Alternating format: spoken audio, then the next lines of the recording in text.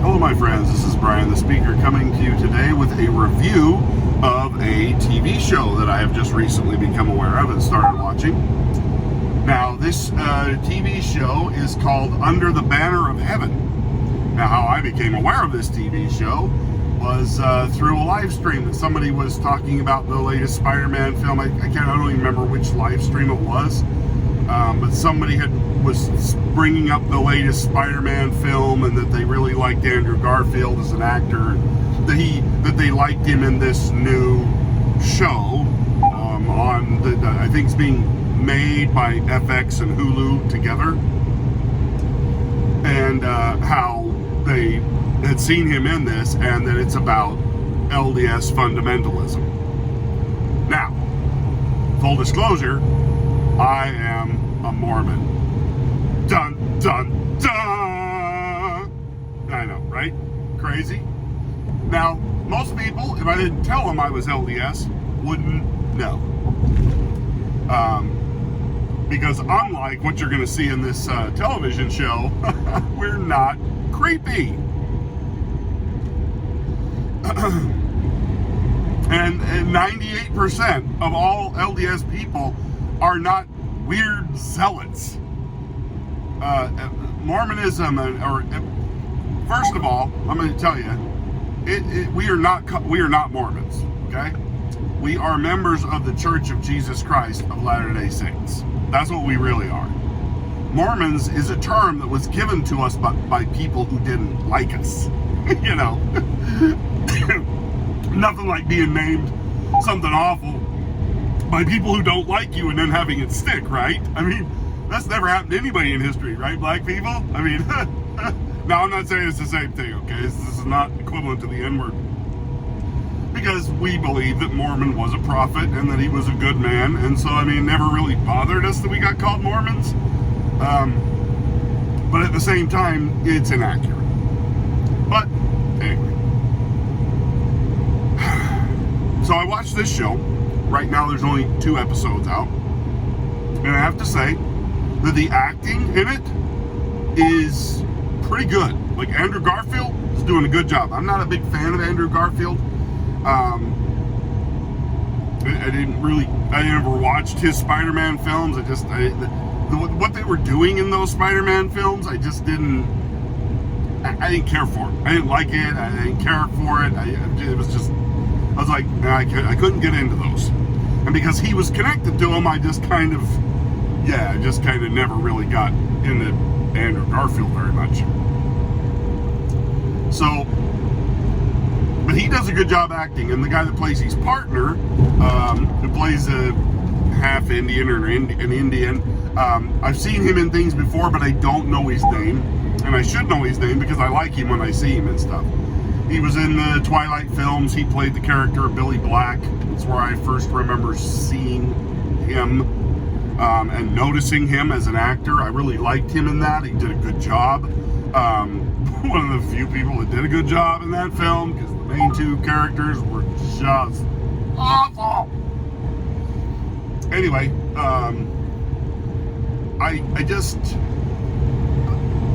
my reaction really to these 2 episodes was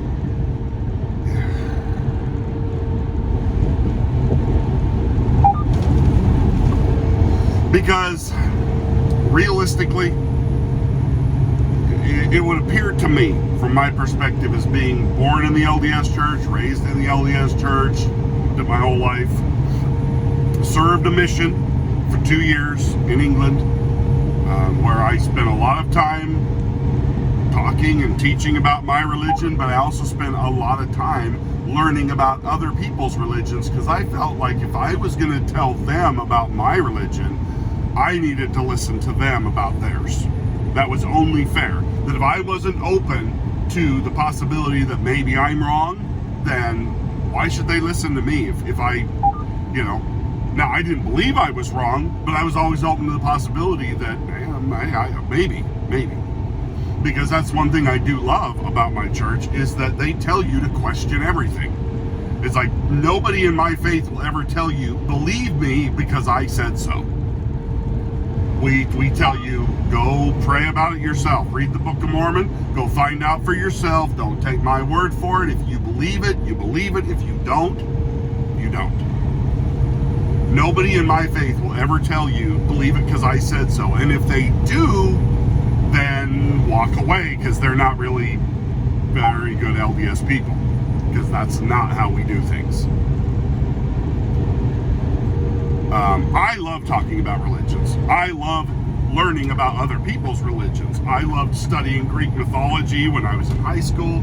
I loved learning about the Norse mythology, all of that stuff. I love dead religions and live religions, and I like learning about people's faiths, because I think faith is an important thing.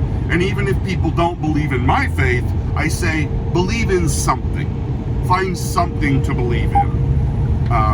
Find a moral code that you can believe in. If you don't believe the Bible, or in the word of the Bible as being the actual literal words of God, read the Bible for the fact that it teaches good moral lessons.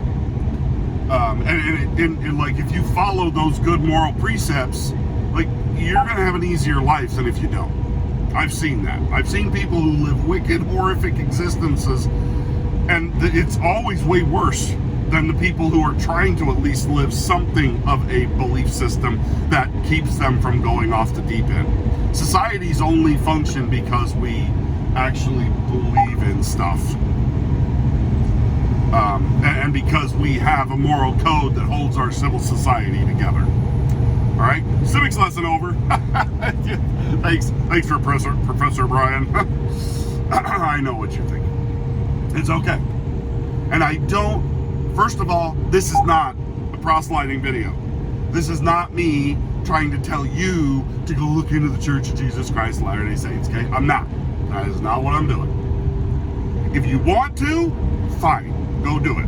I'm also not going to tell you, don't watch this show, it's bad, you talk mean about my Mormon brothers and okay? No, go watch this show. Go watch the show. You'll enjoy the acting and stuff like that. Just, I want you to understand going in that based on what I saw, 80% of what they're talking about is from a twisted viewpoint. Like, they are talking about the crazy people in the LDS faith, okay? And they're there. Trust me, I've gone to church with a few of them. And I've seen it happen. But let's not pretend that that doesn't happen in every single group, religious or otherwise, okay? There are always going to be the crazy people in any group. That's just a fact of life. With the various elements of human nature, you are always going to have some odd duck wackadoodle show up in your group, no matter whether it's the Democrats, or the Republicans, or the Church of Jesus Christ of Latter-day Saints, or the Catholics, or the Baptists, or the Paganists, or the tree people, or the environmental. It doesn't matter what group you're in, you're always going to have the wackos, is my point. That I'm just beating to death like a crazy dead horse. But here's the point. You don't base your view of that group off of the crazy people in it. And you don't tar an entire faith or group because of a couple of the worst elements of that group. Unless, like, 90% of that group is the crazy part, and like the weirdos are the actual normal ones, which that isn't the case in LDS life and culture. If you ever go and listen to an LDS General Conference, they're broadcast over the air. You can hear them on satellite radio under Brigham Young University stuff on Sirius. It happens twice a year. If you ever catch yourself and you find that you can listen, just take a few minutes and listen. And you just tell me if there's any craziness that you hear coming out of that, because there isn't. Unless you think, be nice to other people, treat each other with kindness, read the scriptures, follow the teachings of Jesus Christ, be a good person, be a good neighbor, be a good friend. If you find that stuff disturbing and terrible, then yeah, you probably don't want to listen, because it's not for you. You're weird. Anyway, so acting is good. Story's messed up. Very one-sided. It's like they went and found every anti-Mormon propagandist thing that they could find to shove into this to make the LDS people look as weird and creepy as they possibly could. Now, this takes place back in the 80s, this story.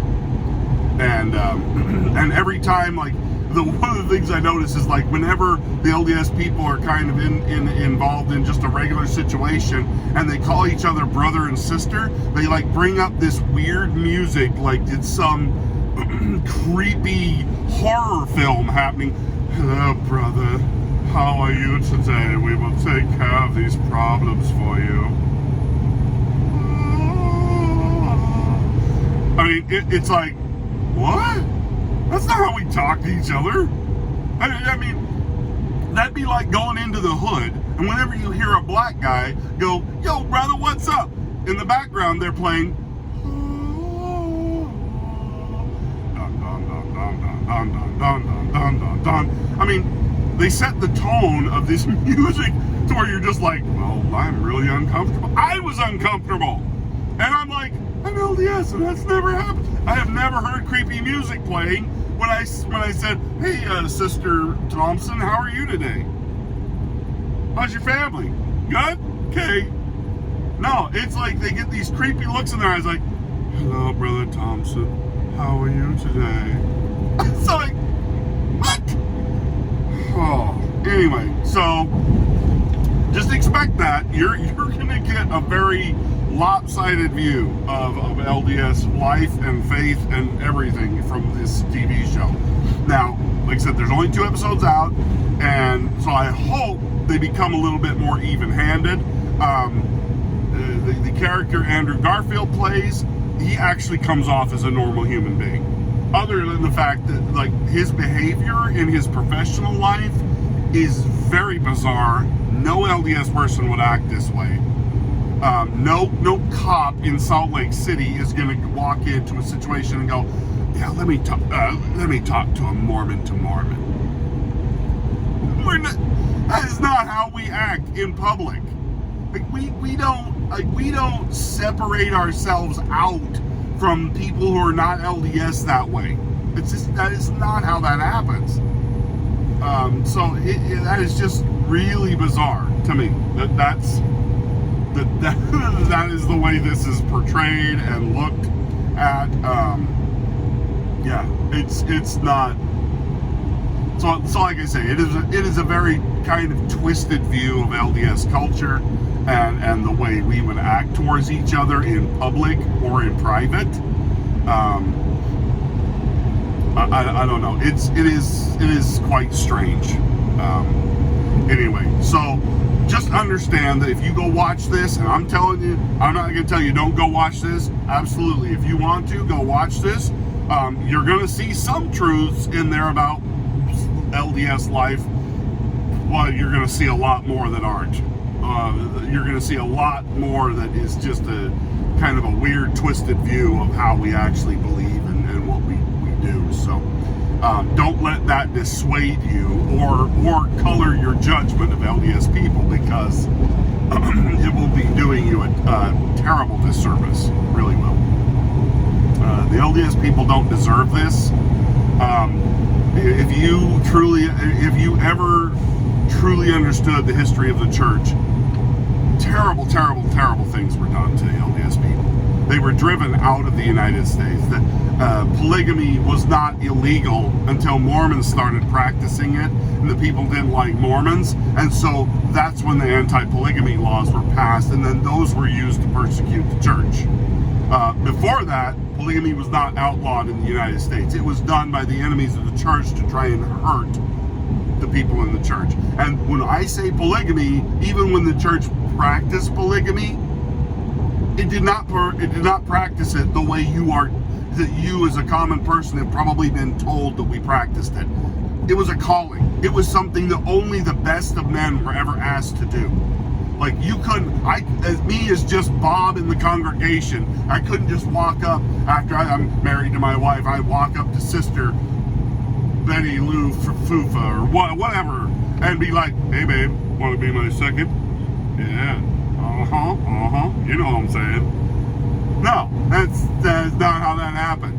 No, like, and it only happened, a lot of times, it happened because the LDS men were killed in mobs and riots and horrible things that happened to the LDS people, so that there were actually less men and more women, and these men would marry these women to provide for them, to help them, to be there as some kind of subsistence for them. Whether you think that's all right or not, but I'm always amazed at the people who are like, oh, polygamy is terrible, it's awful. I just think that it's so demeaning to women. Really? Okay, how many women have you slept with since you become sexually active? Oh, like 40 or 50? I mean, I am out every Friday night at the bars getting drunk and just banging any chick I can. But that's fine. That's totally fine. It's those Mormons who actually have legal and moral obligations to somebody that they marry. Those guys, those ones are the creepy buggers. Yeah, get them. So I'm always kind of amazed at the judgments that are thrown around and stuff. Because me personally, whether it's LDS Church or whatever, if you want to be married to multiple partners and that works for you, whatever. I don't care. Just be nice, take care of the kids. But the thing is, and most of the time people are like, well, Mormons marry off 12-year-olds and 14-year-olds to 80-year-olds. No, they didn't. No, they didn't. Not the real church, not when they practiced polygamy. That did not happen. That is a lie. That is stuff that like crazy people that were LDS and broke off from the church. There was an LDS church that was in Utah, but there was like the fundamentalist LDS church that they broke off from the church when the church stopped practicing polygamy, and they got all mad and they wanted to carry that on, and like those are the people who started doing stuff like that. But even they didn't do that at first. That's something that, you know, because they got off on a twisted ideology of what the church was supposed to be, that's when that entered in. But the church, the actual LDS church, never ever did anything like that. At least to my knowledge. I've never heard that Brigham Young married 12-year-olds and stuff. But you also have to remember that back at the time when the church this was like the 1800s, the 1820s, when the church was originally restored and founded. People got married way younger back then, way younger. I mean, in just general, like it was not uncommon for 16-year-olds to get married. It was not like, so I mean, it's just like so many things that people do today. They view history through the lens of what's happening right now. Well, yeah, that's always going to give you a twisted view unless you take into account the times in which you're viewing. When the average lifespan was 45 years old, yeah, people got married at 14 because they weren't going to live very long. And that's just the way it was. As our life expectancy has got longer, the time we wait to get married has gotten longer. So these people who forget that, hey, you know what? History didn't start the day you were born. There's some stuff that happened before you came around. Anyway, so go check this out. But I will tell you, if you find that some of the stuff you're seeing is disturbing, yeah, it's because it's intended to. It's intended to make you look at LDS people weirdly because they can't let us be normal. It's no different than any other faith or religion that's being assaulted right now. I mean, if you question, if you don't believe that, you guys know what a fan of Star Trek and Star Wars and all this other stuff. If you don't believe that Hollywood will twist and desecrate somebody's beliefs and faith and mythos, yeah, just remember who we're talking about. These people, they don't hold anything sacred, and they don't believe that anything should be left untainted. So view this show through that lens, and you'll understand. And if you ever have any questions about Like, if you see something about the LDS church and you're like, well, that seems kind of weird, maybe I should, you guys can email me or ask me questions anytime. I will be your on-call LDS Mormon and a question answerer. Now, I'm not an expert, but I've been a member my entire life, and I can tell you the reality versus the lies that you're going to get told. Because you're going to get told a lot of lies. And I'll tell you the good and the bad. I will not sugarcoat it, because I don't believe in that. Because if I have to lie to you to convince you of something, then what is the point? I don't believe in that. Like I've told you guys, being a speaker for the dead means telling the truth, being honest, even about stuff that might be uncomfortable. It's just the way it is. Anyway, thanks for watching. Sorry this was so long. Go take a look at this TV show. Tell me what you think, and we'll talk to you next time. Bye now.